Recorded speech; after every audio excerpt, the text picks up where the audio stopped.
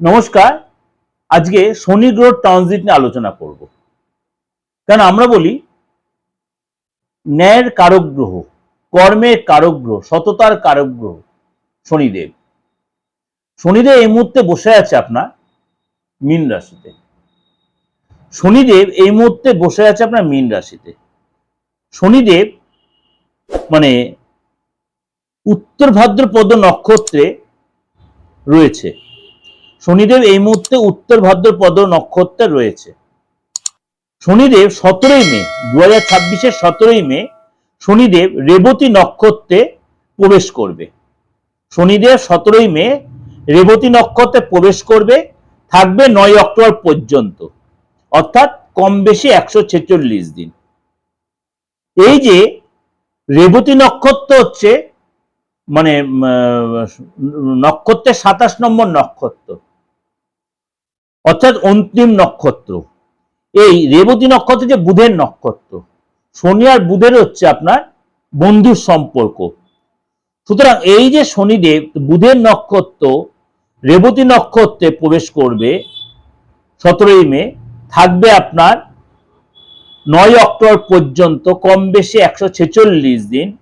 সেটা আপনার জন্য কি প্রভাব বিস্তার করবে? আমি সবসময় 12 রাশির ক্ষেত্রেই কিন্তু কোনো গ্রহ রাশি তার সিচুয়েশন চেঞ্জ করে, 12 রাশির ক্ষেত্রে প্রভাব বিস্তার করে।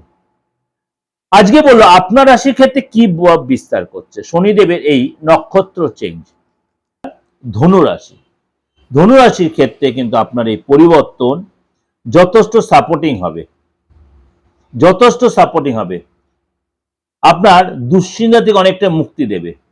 দীর্ঘ সময় ধরে যে অশান্তির পরিবেশ চলছিল, একটা মানসিক অস্থিরতা চলছিল, রিলেশনে যারা ডিস্টার্ব হচ্ছিল, লোকে আপনাকে ভুল বুঝছিল, সেই জায়গাতে আপনি বেরিয়ে আসতে পারবেন।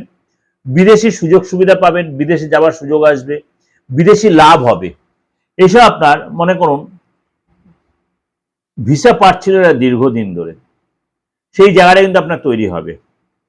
লোকের কাছে সম্মান পাবেন, যারা আপনাকে ইগনোর করছিল, অ্যাভয়েড করছিল, অফিস পলিটিক্সে জড়িয়ে পড়ছিলেন, সেগুলোতে আপনি বেরিয়ে আসতে পারবেন। একটা পজিটিভ ভাইব্রেশন তৈরি হবে, মানে একটা মুক্ত বাতাস মনে হবে ব্যাপারটা। আর্থিক পরিস্থিতি ভালো হবে, চাকরির সন্ধান যারা করে নতুন চাকরি পাবেন, মনের মতো চাকরি, মনের মতো পদ পাবেন, মনের মতো ট্রান্সফার হতে পারেন। যারা চাকরি করছিলেন বসেছে, সুসম্পর্ক তৈরি হবে, এবং আপনার কলিগদের সাথে, আপনার অধস্তন কর্মচারীদের সাথে সুসম্পর্ক তৈরি হবে।